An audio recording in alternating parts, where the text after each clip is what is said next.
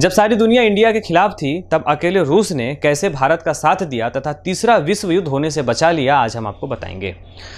नमस्कार, आप देख रहे हैं आज की खास बात वीर सिंह के साथ। दोस्तों, जब भारत पाक का विभाजन हुआ तो पाक दो भागों में बटा। एक पश्चिमी पाकिस्तान जो आज मेन पाकिस्तान है, और जो अभी बांग्लादेश है उसे उस वक्त पूर्वी पाकिस्तान कहा जाता था, यानी कि बांग्लादेश एक समय पाकिस्तान का ही हिस्सा था। पाक के लोग पूर्वी पाकिस्तान यानी कि जो अभी बांग्लादेश है उस वक्त अपने ही देश के इस हिस्से के लोगों को हमेशा इंसल्ट करते थे, जैसे कि तुम लोग गधे हो, तुम लोग कुछ नहीं जानते हो, गवार हो, छोटे हो, काले हो, इत्यादि इत्यादि। वैसे तो बीच में काफ़ी कुछ हुआ, लेकिन मामला यहाँ तक पहुँच गया कि पाकिस्तान के लोग पूर्वी पाक के ऊपर बल प्रयोग करना शुरू कर दिया और जुर्म करना शुरू कर दिया। पश्चिमी पाक के लोगों ने पूर्वी पाक यानी कि अपने ही देश के हिस्से के 30 लाख लोगों को कटवा दिया तथा 4 लाख महिलाओं का बलात्कार कर दिया। जुर्म इतना बढ़ गया कि पूर्वी पाकिस्तान के लोग अपने आप को बचाने के लिए, इस जुर्म से बचने के लिए, अपनी जान बचाने के लिए अवैध तरीके से कम 10 लाख लोग भारत में प्रवेश कर गए। अब इससे भारत की मुश्किल बढ़ने लगी थी।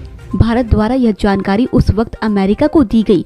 अमेरिका को यह समझ गया था कि भारत और पाक के बीच युद्ध होने वाला है। अब अमेरिका को डर था, यदि भारत जीत गया तो उनके समर्थन से एशिया में सोवियत संघ का विस्तार बढ़ जाएगा। 1971 को पाकिस्तान ने भी अमेरिका को एक खत लिखा, जिसमें लिखा था कि हमारी सरकार पूर्वी हिस्से में संतुलन बनाने में पूरी तरह असमर्थ हो चुकी है। अब इस खत से अमेरिका को पूरा यकीन हो गया कि युद्ध तय है, इसलिए उसने चीन, यूके और बाकी देशों को एक करने की योजना बना ली। लेकिन भारत इस बात से बेखबर था कि अमेरिका इस मुद्दे में भारत को घेरना चाहता है। हालांकि जब तक भारत की ओर से पहला हमला हो, उससे पहले पाक ने 3 दिसंबर की रात को भारत पर हमला कर दिया। भारत को अंदाजा था और तैयारी भी थी, इसलिए भारत ने भी युद्ध का आगाज कर दिया। अमेरिका को जब पता चला तो घबरा गया और पाक का साथ देने के लिए अपना लड़ाकू जहाज बंगाल की खाड़ी के लिए रवाना कर दिया। अमेरिका ने सोचा कि वो अपने लड़ाकू जहाजों के कारण भारत को आत्मसमर्पण करवा देगा। इतने में भारतीय खुफिया एजेंसी ने तत्कालीन अमेरिकी राष्ट्रपति निक्सन द्वारा भेजा गया एक संदेश पकड़ा, जिसमें निक्सन ने कहा कि 75,000 टन न्यूक्लियर पावर एयरक्राफ्ट अपने निर्धारित स्थान पर पहुंच गया है। खबर मिलते ही भारतीय नौसेना ने अपने लड़ाकू जहाज विक्रांत को मैदान में उतार दिया। अब विक्रांत चट्टान बनकर खड़ा था। इसी बीच सोवियत खुफिया एजेंसी से एक और खबर आई कि ब्रिटिश लड़ाकू जहाज ईगल भारतीय महाद्वीप की ओर बढ़ रहा है।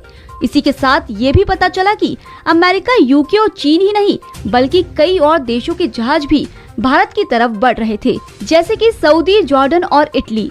हालांकि इसके बाद भी भारत घबराया नहीं और तत्कालीन प्रधानमंत्री इंदिरा गांधी ने सख्त रवैया अपनाते हुए दुश्मन का सामना करने का फैसला किया।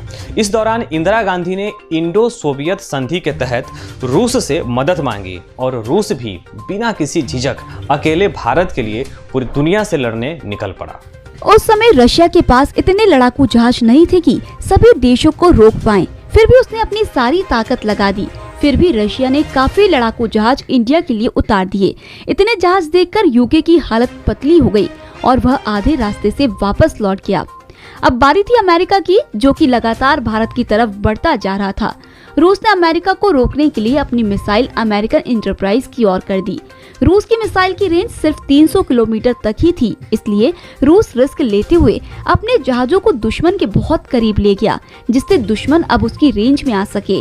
और इसी के साथ कमांडर ने भी सबमरीन्स को पानी के ऊपर लाने का आदेश दे दिया, जिससे अमेरिका उन सबमरीन को देख सके और उसको यह बात समझ आ जाए कि भारत पर हमला करने के क्या परिणाम हो सकते हैं। जब अमेरिका ने रूस के लड़ाकू जहाज देखे तो वह समझ गया कि रूस के पास हर वह चीज मौजूद है जो समुद्र में एक युद्ध जीतने के लिए काफी है। रूस ने अमेरिका को सीधे सीधे चेतावनी दी कि अगर वह भारत पर एक भी हमला किया तो परिणाम भुगतने के लिए तैयार हो जाए, और तभी अमेरिका के जहाज वापस मुड़ती नजर आई।